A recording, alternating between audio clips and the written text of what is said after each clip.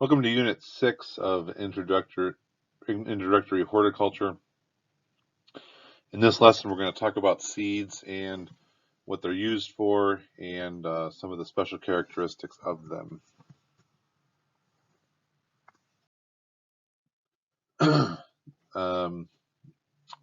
Basically, seeds are a way of propagating or reproducing plants. This can be done either directly or indirectly. There are ways of propagating plants without using seeds. This would be called asexual reproduction, and this is done by using cuttings or graftings. Um, this is a very common way of hybridizing things or to maintain special characteristics that you have in the plant that you are trying to propagate. So what is propagation? Propagation is a sexual process. It's usually done with a male and a female. This is going to create a new plant, and when the male and the female reproduce together, there's a seed that forms. Again, like I said, not all of these plants are propagated using seeds, um, but in the natural world, the seed is the natural way of these plants to reproduce. There are other ways to propagate that are not seeds. So division of roots. This is something that a lot of grasses utilize as a propagation method. And if you've ever seen a spreading grass, such as Bermuda grass, these use stolons and rhizomes to uh, multiply and continue to grow. So as a plant will grow across the top of the ground, it will find a spot and it will throw stolons into the ground, and these will turn into a new root system. So that can be separated from the original plant and it will still survive. Uh, we also can take cuttings of leaves, stems, roots, and these can be utilized to regrow these plants. One of the really cool things you can try is take a celery stalk. After you're done eating it, you take the bottom part of the root system there where it would have attached to the ground, and you can actually regrow celery. And if you wait long enough, new roots will grow out of the bottom of it. This would be considered a propagation method of growing celery. Again, I talked about in the last lecture taking a cutting of rosemary and using a rooting hormone and growing a new rosemary plant. This is also propagation. There's also grafting. This is typically done with uh, fruit trees or other variety of ornamental plants that you would like to have. All apple trees that you buy at a nursery are all grafted. You typically don't buy apple trees or grow apple trees from seed anymore. Um, to have a specific variety of apple, you need to graft a desired piece of a tree that you like onto a um, an existing uh, rootstock. And so this is how you get most of your fruit trees, because you can ensure that they are uh, less susceptible to disease and they are a stronger growing plant. um, so propagation from seeds, this is a quick economical method. There are certain things that you have to account for. You have to make sure that you understand the seed's proper environmental conditions. So certain seeds do not propagate unless they've been uh, properly cured, or so you could say, by the natural environment. There are times when you actually have to take seeds if you want to propagate them yourself and freeze them or cut them or take sandpaper and rough up the seed coat to ensure that they propagate properly. There are certain plants that don't germinate unless they have been fired or heated to a certain temperature, or like I said, cooled to a certain temperature. So These are the different methods of propagating certain seeds. Now, annual plants, those are plants that only grow for 1 year, and typically they do not hybridize these, but you do come with multiple different cultivars of these, and so you can find the correct variety that you're looking for. So here's what I was just talking about. This is scarification.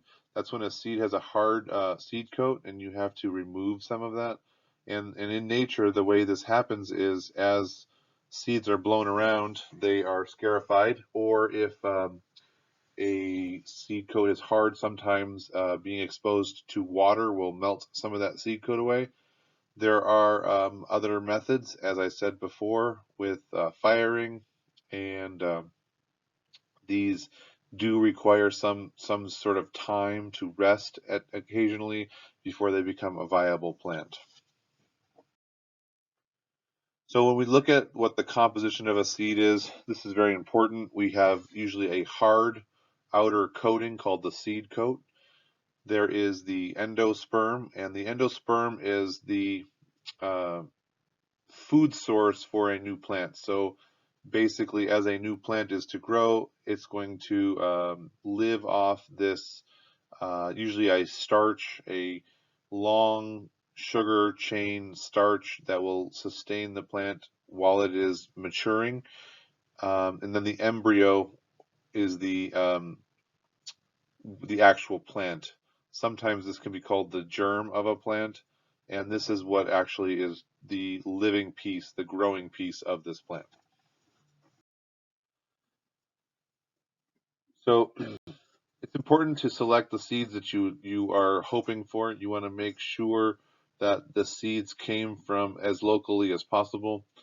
Um, Sometimes if seeds come from outside of your environment, they don't grow as well as they could, and they don't germinate as well as they could. You want to use seeds as quickly as possible if you're using these for, say, vegetables or other types of desired plants that you are propagating. You want to know who you're buying these seeds from so that you know you're getting exactly what you're hoping for. You don't want to be getting something that is a different variety. And you want to choose the hybrid that is correct for your needs and what you're hoping for, color, and all the other aspects of the plant. So when you germinate, there are a couple different ways of using soils or a germination medium. Um, Sometimes they're done in soil. There's construction grade sand, peat moss, sphagnum moss, horticultural grade perlite, vermiculite, or Jiffy Mix. Um, Jiffy Mix would be your potting soil mix, and all the rest of the listed ingredients would be put together into a proper growing medium. This is going to create the best possible uh, things that the plant's going to be wanting when it grows. It's going to be soft, it's going to be easy to grow through. You're not going to have to stress out the plant as it's first growing, and then you can transplant into a larger, maybe more heavily soiled medium after it started to germinate.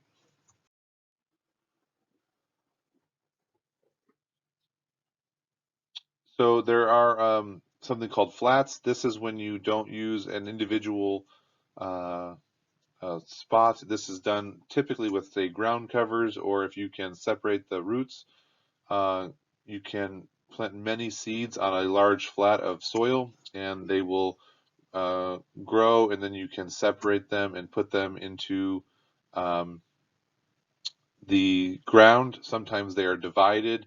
You may have seen these in the store where you can get like a 6-pack of, say, tomato plants, and they're all the same tomato plant. You push on the bottom, you remove the tomato plant from the 6-pack, and then you can plant it into the garden or wherever you would like to plant this. So there's an example of the cells. So you had flats, now you have cells. This is I would consider them basically the same thing. You're going to put one seed in each of these cells. You're going to grow this until they get to a specific size, and then you're going to want to transplant these into a larger garden bed or a larger pot. You have to make sure you read and understand how long it takes seeds to germinate so that they can be transplanted.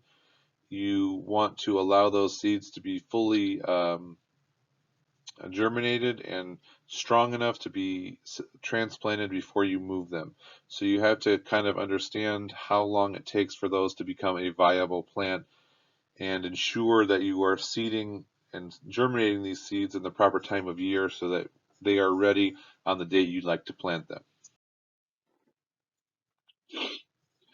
Um, so sowing seeds, this is going to be pretty self-explanatory. You're going to want to shake the seeds. You're going to want to put them in the flats. Make sure you label the flats, and you want to cover the area where you put the seed. Typically, I take my finger, my pinky finger, and I make a hole in the soil. I put the seed in, and then I cover it up just to make sure that there is a covering. I don't typically compact anything or push anything down so that we don't have any compaction issues. And then make sure you're watering gently so you don't allow those seeds to float away.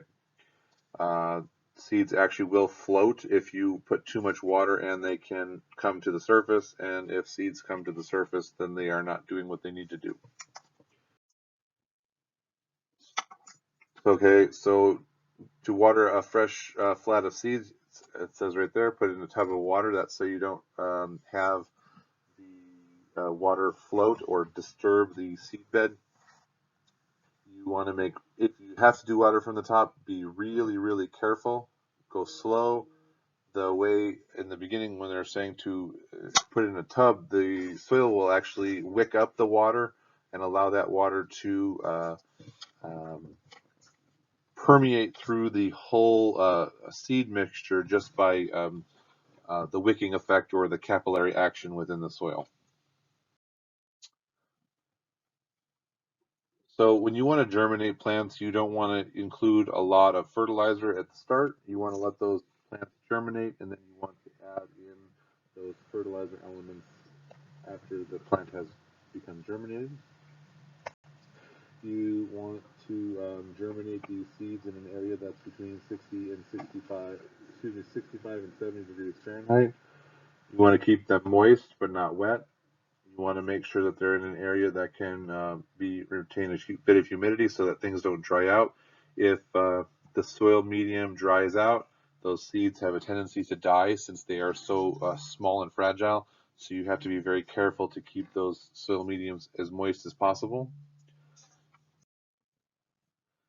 So transplanting them, you want to hold them by their true leaves, not the germination leaves or the seedlings.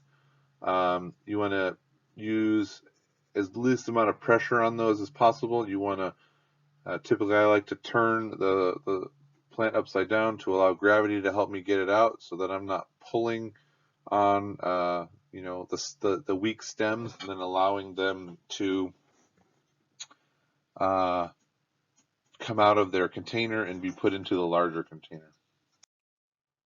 This is a seed, machine that is going to be used for direct seeding. This is going to be put into an area where you're not going to transplant. You're going to uh, typically plow the soil, till the soil, do something to prepare it, add in your amendments, and then you're going to go in with some sort of machine that will sow an area. Now, you can do this by hand, but if you're talking about on a commercial or a larger scale, you're going to have a machine that will direct seed these into the ground. So in summary, growing plants from seed is a very economical way to propagate plants. It's probably the most common. Um, not all plants do propagate from seed, so just remember that. We will probably discuss that later on in class. Understand what an asexual reproduction is. So understand the difference between sexual and asexual and how these can be used differently. So thank you, and until next time.